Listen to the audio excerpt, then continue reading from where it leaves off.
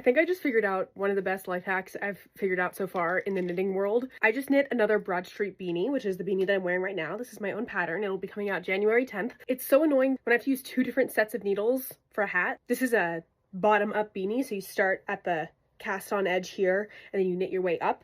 And when you do the crown decreases, the circumference gets too small to knit in the round, so you have to switch to magic loop, or I switch to magic loop, but you can also switch to double pointed needles. And I really don't like having to switch out my cords, but I just got these new Chigu needles, which I posted some videos about them. I love them a lot, like a lot. And just by chance, I happened to pair my 4mm needles with the 35 centimeter long cord. My needle tips are 4 inches. What is 35 centimeters plus 8 inches? Like, that's 2 conversions that I can't do in my head. 8 times 2.5, 17-ish centimeters plus 35, 52 centimeters, I think, is the total length of this. For the size medium and the size large, at least, of this hat, I haven't tested it with the size small, you can knit the whole thing with just 1 set of needles that's this length, because it's short enough to work in the round. Then I switched to traveling loop, where I was just like pulling one needle out and keeping all the stitches on the other needle and knitting for a while. And then eventually the circumference gets so small that then I was using magic loop and I never had to switch my needles. And I knit this whole hat with it. I don't have the hat right now because it's blocking, but I'll insert a photo so you can see the hat. Anyway, I'm just so stoked about it because it means that I don't need to switch out my needles, which is my least favorite step in knitting a hat. And you can just use 1 circular needle for the whole thing. This is how much yarn I have left, and I need 5 more black lines and the bind off. I'm not a person that likes to play yarn chicken at all. It is super late and I'm probably gonna stay later because I just want to make sure that I have enough yarn, because if I don't have enough, it's gonna take like a whole week for me to get more of this exact same yarn. I just cannot wait that long for me to finish a project. An extra week, no thank you. I want my project today. I actually was able to finish, and this is all the yarn that I have left. I am so happy right now that I'm able to wear it, but the sleeves are a little too short for me. I cannot wait to block this. I am never doing this again. This was so stressful. Yarn chicken is not for the weak. Now, I feel like one of the biggest misconceptions about crocheting and knitting is that it's a very stay-at-home grandma kind of hobby, when in reality, it's so easy to take on the go. And I particularly love working on a project abroad because I feel like it almost kind of holds the memories of everything that I saw. Like, look how cute this top turned out. The colors are so perfect for fall, and I basically have a little wearable souvenir from my trip. So, I got a question about where I found the pattern to make this beautiful balaclava. This is my first knit project and I'm very proud of it, but like I'm not good at all. This was my first project, so like if I can do it, you can do it. And I got it from a website called pt.06, and they have a lot of really good stuff there. And it's really easy to follow because there are a lot of videos that you can use for reference, especially if you don't have a lot of experience in knitting. And right now I'm actually also making another little hat, so it's going well. It's difficult, but it's fun. And the patterns only cost about 30 crowns, so it's okay. And then of course you have to buy the yarn and everything, but it's fun and it turned out beautiful. And oh yeah, for this one in specific, I used mohair wool and I had it doubled so it could be a little more robust and warm. But yeah, it's so soft.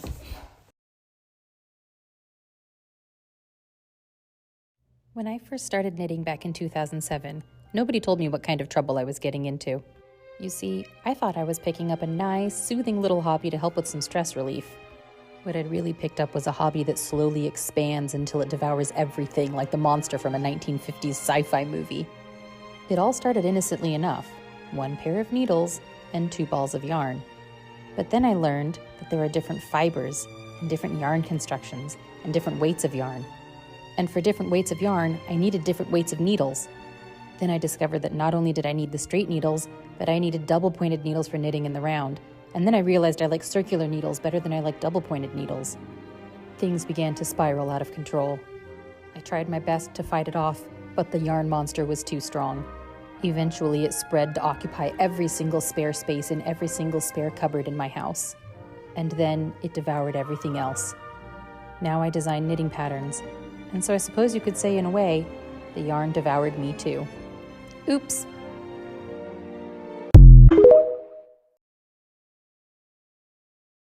I watch knitting YouTube like it's my job.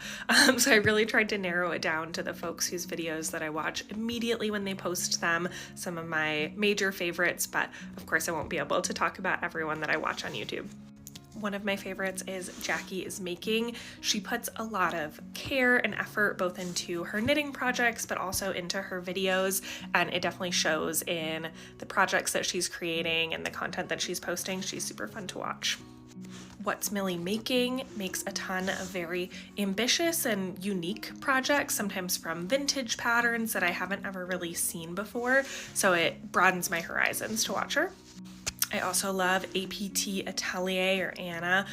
She has a very soothing presence, and she also has a strong appreciation for woolly wools, which is something that's near and dear to my heart, so I love watching her content. And Emily Curtis of Gently Chaotic Knits has beautiful yarn and creates beautiful projects. She also did a lot of travel this past year, so seeing the yarn that she picked up all around the world was very exciting.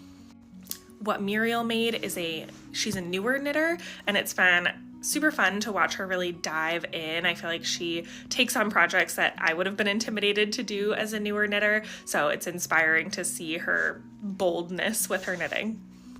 And then Knits by Mandy brings, I would say, kind of a dose of comedy to the knitting YouTube world. I always find myself laughing at her videos, and it's also refreshing to see someone who has a full-time job and is not knitting multiple sweaters every month. Sometimes that helps set more realistic expectations for myself. Brooke Willow Knit is someone who has a very beautiful vision for, it seems like, her whole life. Her knitting is beautiful, her home, and just the clothing that she makes, the knits that she makes, they're all gorgeous, and I really enjoy her content. And a classic OG knitting YouTuber is Andrea Mowry. Her videos are more of a question and answer style, and she is a knitwear designer, so it's a different perspective than hobbyist knitters, and it's cool to see how she approaches designing and learn more too from her answering viewer questions. As you start watching more knitting YouTube, of course, the algorithm will suggest more people to you. There's so much choice out there. We're really spoiled for options these days. So definitely dive on in. I find it super inspiring to watch knitting content. It makes me want to knit more, introduces me to new patterns, new yarns, new designers, and has really opened up the world of knitting to me.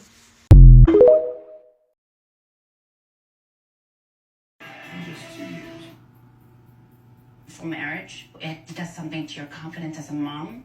You feel depleted. It's hard to get out of bed some days. I mean, Guys, look what I just found. How could I possibly forget about this? This is the hood scarf by Pearl Soho. I made this in a fog last year because it was my holiday knitting project that I also did while I was recovering from having knee surgery. So maybe I was just on painkillers and I don't really remember making this. But I found it in the bottom of my whip pile, because I thought I finished this, but then apparently I didn't, because I didn't weave in the ends, and this doesn't feel like it's been blocked either. But oh my goodness, look how lovely this is. It's a full hooded sweater, a full hooded scarf. What am I talking about? Anyway, I just wanted to show this off. And I have a very specific type of balaclava in mind. I will put down my inspiration pictures down below. And I thought I would just make a little knit along series. I also wrote a pattern for it so that you can also follow the instructions written. That way I could also give you the option of making it in a bigger size. It's now available on my Ravelry account. I will upload it, and yeah, it's just a free pattern. You can download it, and I think it's great for beginners. And I know a balaclava looks quite intimidating because it's shaped round and you have the ribbing around the neck, but you don't need to know a lot of techniques. I didn't show you the yarn that I'm going to be using.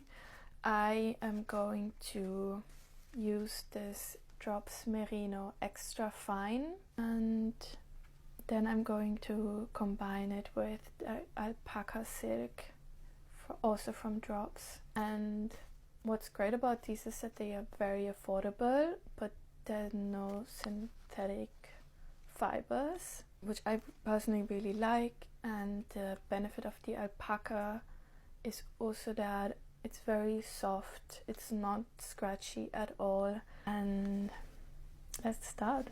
If you want to knit this balaclava with me, you will hopefully also have knitted a gauge swatch.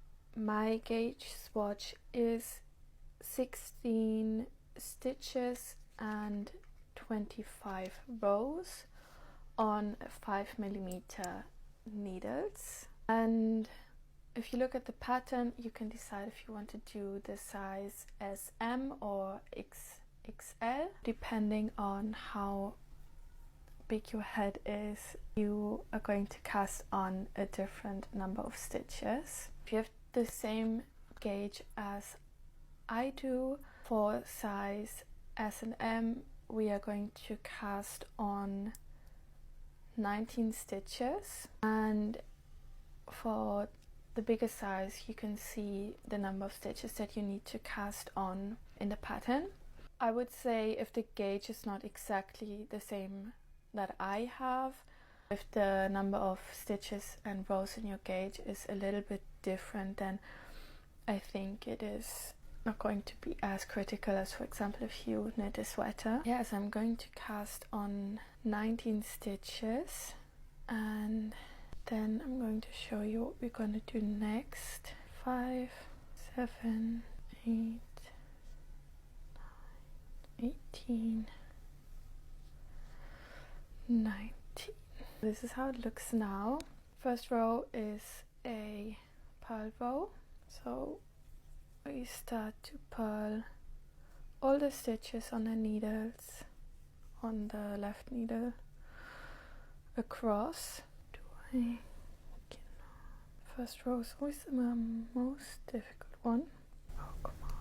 And once you finish the first row, you turn your needle around,